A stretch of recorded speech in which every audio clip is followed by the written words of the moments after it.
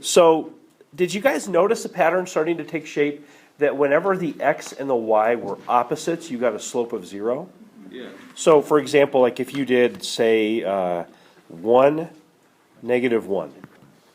1, negative 1, then, 1 plus negative 1 is 0. So, at the point 1 comma negative 1, which would be right here, you'd have a horizontal slope. And then, 0, 0 would be another one of those. And did you notice that that pattern continued on up all through these and then down through here?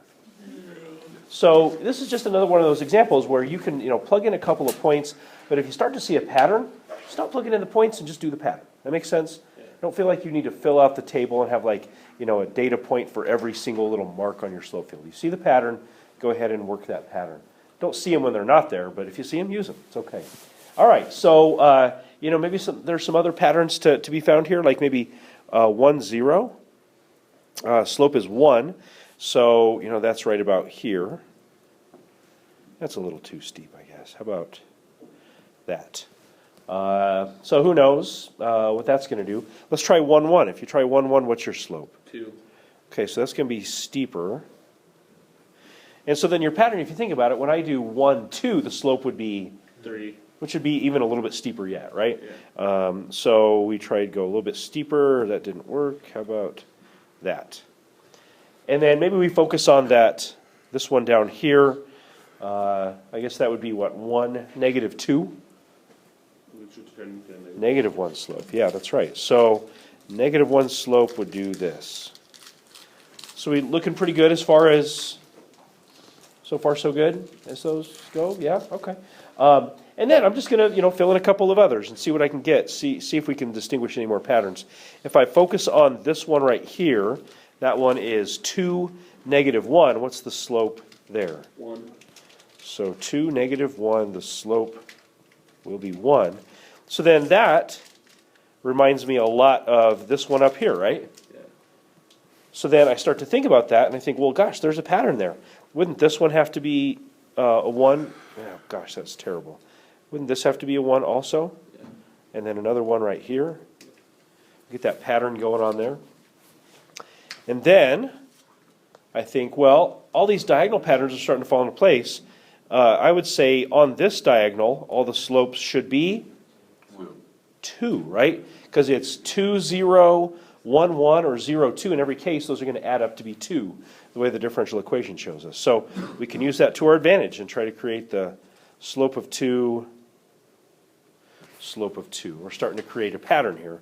How about this one right here? What would you guess that one is?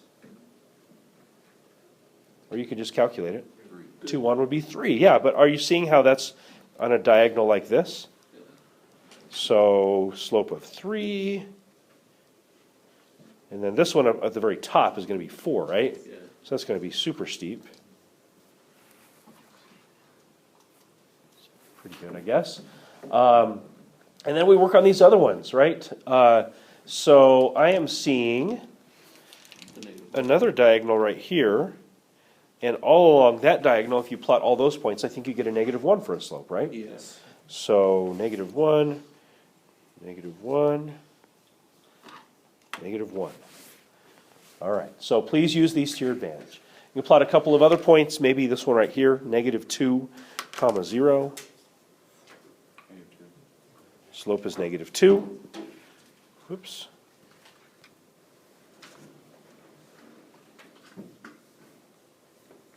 There we go. So let's see here. Slope of negative 2 would be here. And then I think we're going to get that same pattern on this diagonal. And then negative, actually I don't like this one very much. And then negative 3, negative 3, and then negative 4 is almost going to look vertical. So, did you get something like that? Okay, awesome. So, at this point I think we'll kind of drift away from the drawing of the slope fields. Let's just hope that when you take the AP test in May, one of the free responses, part of it is draw slope field. I think you guys are really, really good at that, and we'll keep practicing it, but hopefully they'll give us that opportunity. Yeah.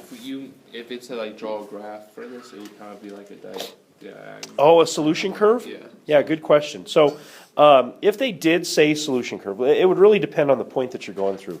So if it said, solution curve through, and let's say the point was, I don't know, 1, 1? Then that solution curve would have, so here's 1, 1 right there. So I think it would have to do something like that. Does that make sense? Okay. What do you guys see going on here? What do you, on the graph, what do you think that would represent? Be an asymptote, yeah, slant asymptote. So if your solution curve wasn't 1, 1, let's say it was -1, -1, that would be a different solution curve, and that would be, let's see here, right here, something like that. So that would be a different, definitely a different side of it. Okay. So really just depends on which one they have you, like where on the graph they have you draw the solution curve. Okay. But both of those solution curves are functions, and they stop at any asymptote, so they both fit. Good question. All right, well, let's do one more. Oh, yeah, question. Go ahead. What if they asked you for like -1, 0?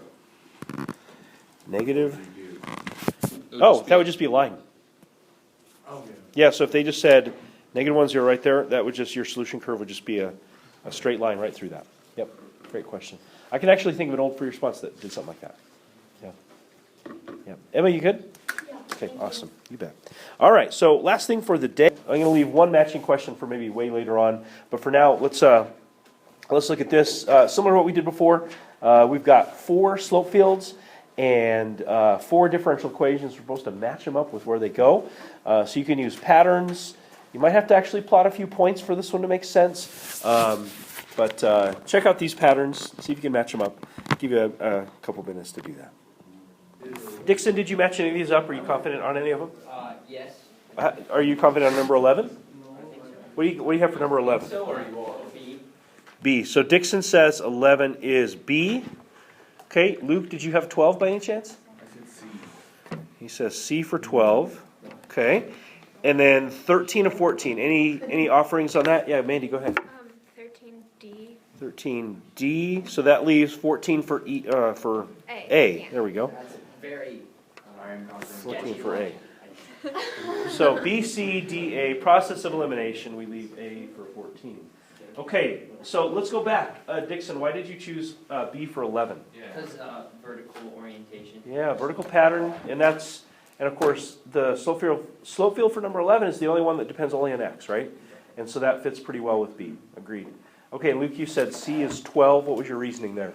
That was my process of elimination one. Oh, that was your process of elimination. Okay, which is obviously a logical test-taking strategy. But it made sense because it's got the horizontal. Yeah, the horizontal pattern, yeah. If you see that horizontal pattern, dy dx only depends on y. They should go with the horizontal pattern. So yeah, good reasoning there for Are sure. there horizontal lines on the x-axis there? For number so C, C. yeah, you just can't see them. Normally I would draw them like slightly above, so you kind of see them in there, but Okay. yeah, that's a little deceiving because it almost feels like there's nothing there. Well, I don't know. It looks like little line segments. Maybe, yeah. On the right half there might be little line segments, but on the left half not. That's yeah, a little confusing. I'd prefer that they had them up there where you could see them. Okay, and then how did you guys differentiate between 13 and 14 D and A? How did you know that it wasn't A then D versus D then A? X is the 13 is the X pattern, except it's both. I mean, because it's like the circle one, whatever the one is. Well, they both have kind of a diagonally pattern, right?